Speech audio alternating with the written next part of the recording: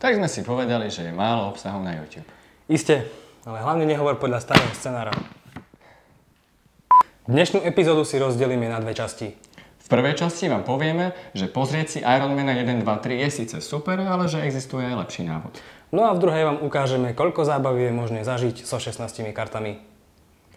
Vítajte pri magazíne Popkult, epizóde 2.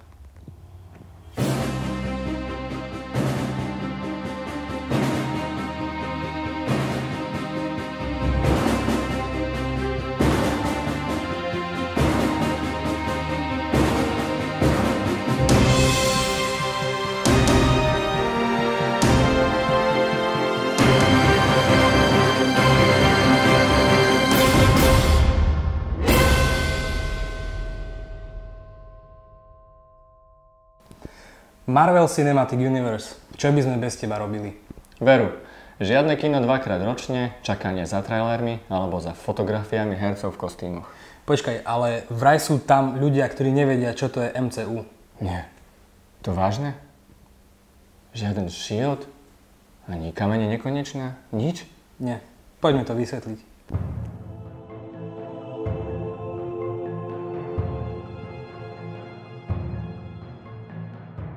V roku 2008 počujeme z každej strany smiech médií. To sa smejú novému štúdiu Marvel, ktoré si ide svoje filmy točiť samo. Prečo vzniklo nové štúdio a ako je to vlastne s právami na ich komiksové postavy, si povieme neskôr. Takže, v tom roku 2008 nikto neveril, že postava Ironmana môže byť pre filmy rovnakým lákadlom ako napríklad obľúbený Spider-Man alebo Batman. To bolo, keď hlavnú postavu Tonyho Starka získal herec Robert Downey Jr. Herec s temnou hollywoodskou minulosťou. Marvel sľuboval nielen Ironmana alebo jeho trilógiu, ale sľuboval aj unikátny koncept, tzv. Marvel Cinematic Universe, ktorý excelentne kopíruje publikačné návyky komiksu. MCU je jeden veľký príbeh. Množstvo crossoverov, postav a detailov, ktoré dokopy vytvárajú príbeh na viac ako 100 hodín. Nestráš. A pekne po poriadku. Ako prvý si pozrite film Iron Man 1. Keďže je to prvý film z MCU, veľa vám toho neukáže. Čo to trepem? Ukáže vám parádneho Tonyho Starka, ktorý si vytvorí oblek a nechá tak vzniknúť prvého hrdinu MCU. Áno. A nezabudnite aj na to, že každý film MCU má minimálne jednu podtitulkovú scénu. Ku Starkovi sa neskôr pridáva Hulk, tá veľká zelená opica. Môj najmenej obľúbený film z celého MCU. Potom si sám opica. Prejdeme do roku 2010. Úspech Ironmana priniesol jeho pokračovanie. V druhom filme sa Tony Stark dozvedá veľa o svojej minulosti, a zároveň je rok 2010 posledným rokom, kedy Marvel vyprodukoval len jeden film za rok. Sme v roku 2011 a konečne ochutnávame vesmírny Marvel. Teda aspoň čiastočne. K miliardárovi Starkovi a vedcovi Bannerovi sa pridáva boh lomeno mimozemšťan Thor z Asgardu. Thor sa odteraz bude oháňať kladivom o 106. No a ak vás zaujíma, čo vtipné sa prihodilo na ceste k spadnutému Thorovmu kladivu, pozrite si aj tzv. Marvel One Shot, krátky film s názvom Funny Thing Happened on the Way to Thor's Hammer. 100 hrmených, také kladivo by som chcel. Po Thorovi nám už chýba iba líder Avengerov, Kapitán Amerika. Prichádza film Captain America The First Avenger, ktorý sa odohráva v druhej svetovej vojne. Čiže si užijete nacistov, tajné experimenty, ale aj supervojaka Stevena Rogersa. Avengers Assemble! Tento pre komiks typický pokrik síce vo filme nezaznie, no film je to teda parádny. Rok 2012 a Avengers konečne na striebornom plátne. Hulk, Iron Man, Thor, Captain America, Black Widow a Hawkeye spoločne proti Lokimu, Thorovmu bratovi. Pred Avengermi je tu ďalší Marvel One Shot, a to The Consultant. Po nich zase ďalší krátky film Item 47, ktorý rozpráva o tom, čo sa stalo s prvým tzv. Infinity Stone, kameňom nekonečná. Avengers rozdeľujú MCU na fázu 1 a fázu 2. Rok 2013 a tretí Iron Man. Tento raz stretnete mocného protivníka Starka, a to Mandarina. Teda takmer. Okrem toho si udalosti filmu Avengers žiadajú, aby sa postavy zamysleli nad svetom i nad sebou. A zás krátky film. Tentokrát Agent Carter. Dej sa točí okolo postavy agentky, ktorú máte možnosť prvýkrát vidieť vo filme o kapitánovi. Hneď za tým si dajte ďalší one shot, a to All Hail the King, ktorý dovysvetľuje Ironmana 3.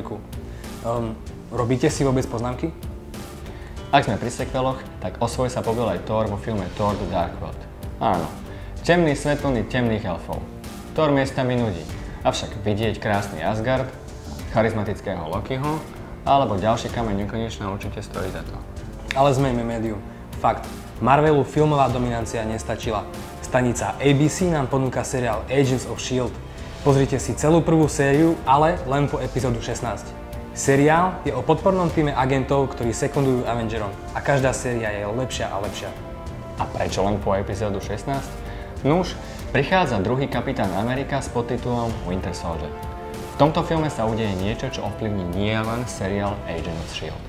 Hneď po tomto seriáli a po tomto filme, teda dvojke Winter Soldier, môžete nabehnúť na zvyšok seriálu, teda na epizódu 17 až 22.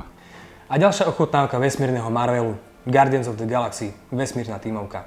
Hovoriaci strom, medvedík čistotný, dcéra intergalaktického vraha, vrah bez zmyslu pre metafory a zlodej. A predsa je to jeden z najlepších filmov z MCU. A nový kameň nekonečná. A takto priamo pokračujte druhou sériou Agentov S.H.I.E.L.D. Začínam sa v tom strácať. Kde sme teraz? Teraz sme v roku 2015. Jasné.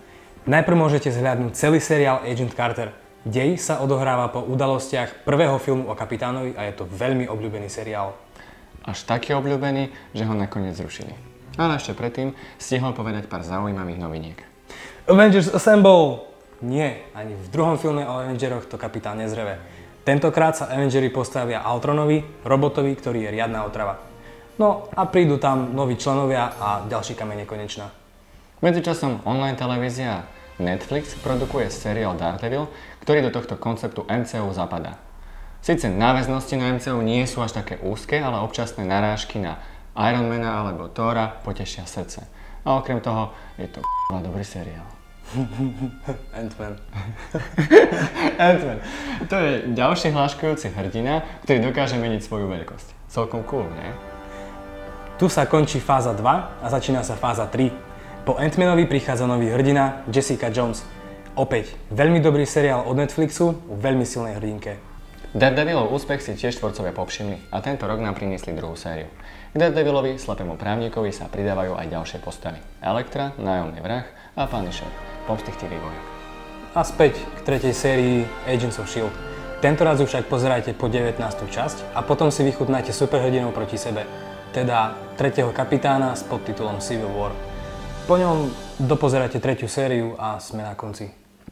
Skôr na začiatku. Tento rok nás ešte čaká seriál Luke Cage a film Doctor Strange.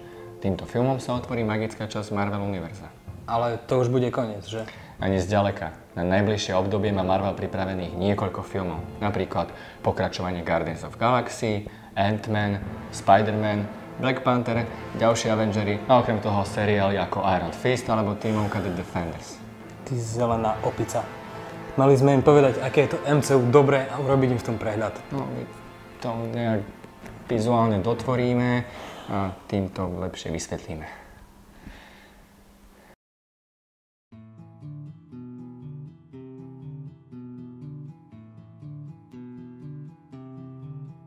Milostný dopis je kartová spoločenská hra party typu pre 2 až 4 hráčov v českom jazyku od vydavateľstva Mindok. V hre je 16 hracích kariet a 4 prehľadové karty. Každá hracia karta predstavuje osobu v kráľovskom paláci. V ľavom hornom rohu má každá karta uvedenú číselnú hodnotu. Čím je číslo vyššie, tým je osoba bližšie k princeznej. V spodnej časti karty je rámček, ktorý popisuje efekt. Tento efekt sa spustí pri vyložení karty. Zvyšnú časť karty zaberá artwork. Na prehľadových kartách je uvedený výpis hracích kariet s ich efektom a ich celkovým počtom v hre. Prehľadové karty slúžia ako pomôcka. Príprava hry je veľmi jednoduchá. Zamiešajte všetkých 16 hracích kariet a umiestnite ich na dosah hráčov lícovou stranou nadol. Tieto karty budú tvoriť ťahací balíček. Vrchnú kartu z balíčka odložte vedľa balíčka opäť lícom nadol, bez toho, aby ste sa na ňu pozreli. Pri hre 2 hráčov vezmite z vrchu balíčka ešte ďalšie 3 karty a opäť ich odložte vedľa balíčka, tentoraz lícom hore. Spolu tak pri hre 2 hráčov odložíte 4 vrchné karty z balíčka, jednu lícom nadol a 3 ďalšie lícom nahor. V priebehu tohto kola hry nebudú tieto karty použité. Nakoniec si každý hráč vezme jednu kartu z balíčka a drží ju v ruke tak, aby ju ostatní hráči nevideli. Vyberte začínajúceho hráča. Podľa pravidiel to má byť buď posledný, ktorý má rande, alebo v prípade zhody najmladší hráč. Milostný dopis sa hrá v sérii kôl. Vo svojom ťahu si najskôr vezmite do ruky vrchnú kartu z ťahacieho balíčka. V tomto čase máte teda v ruke dve karty a ostatní hráči po jednej karte, ktorú získali pri príprave. Potom si z týchto dvoch kariet musíte vybrať jednu a vyložiť ju pred seba na stôl. Efekt vyloženej karty musíte uskutočniť, aj keby bol pre vás nevýhodný. V pravidlách priložených k hre nájdete popis všetkých kariet a ich efektov aj odpovede na najčastejšie otázky k ním. Všetky vyložené karty zostávajú na stole pred hráčom, ktorý ich vyložil. Karty ukladajte tak, aby bolo jasné, v akom poradí boli vyložené. Toto pomáha ostatným hráčom odhadnúť, aké karty môžu mať ostatní hráči na ruke. Po prevedení efektu z vyloženej karty je na ťahu hráč po vašej ľavici. Ten opäť potiahne vrchnú kartu z balíčka a z dvoch kariet na ruke jednu vyloží pred seba a prevedie jej efekt. Takto pokračuje každý hráč. Pokiaľ musí hráč kvôli efektu niektorej karty skončiť v priebehu kola, vyloží svoju kartu z ruky pred seba na stôl licom nahor bez toho, aby uplatnil jej efekt a až do začiatku ďalšieho kola nie je na ťahu. Ak je na konci ťahu niektorého z hráčov ťahací balíček prázdny, kolo končí. Hráči, ktorí ešte hrajú, neskončili v priebehu kola, odkryjú svoje karty na ruke. V kole zvíťazí ten hráč, ktorý má v ruke kartu s najvyššou hodnotou. V prípade zhody vyhráva hráč, ktorý počas kola vyložil karty s vyšším súčtom hodnot. Kolo však končí aj vtedy, keď všetci hráči okrem jedného skončia v priebehu kola. Donúti ich k tomu efekt vyloženej karty. V tomto prípade vyhráva v kole hráč, ktorý zostal ako jediný v hre. Víťaz získava 1 bod. Bod zaznamenajte kockou, mincami či na papier. Potom zamiešajte všetky hracie karty a pokračujte do ďalšieho kola. V novom kole začína víťaz predchádzajúceho kola. Hráč vyhráva hru vtedy, ak získa určitý počet bodov. Pri dvoch hráčov 7 bodov, pri troch 5 bodov a pri 4 hráčoch 4 body.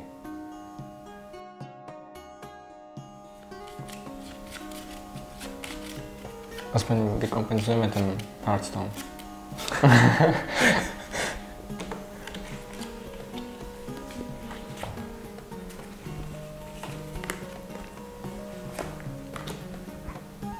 Vylož bez efektu.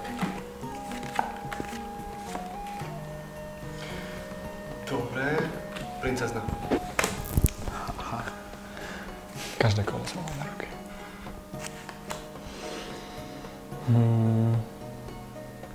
Budeš mať princa. Nebudeš mať princa. Možno bude, potom. Ukáž mi na ruke, čo máš. Dobre, dobre.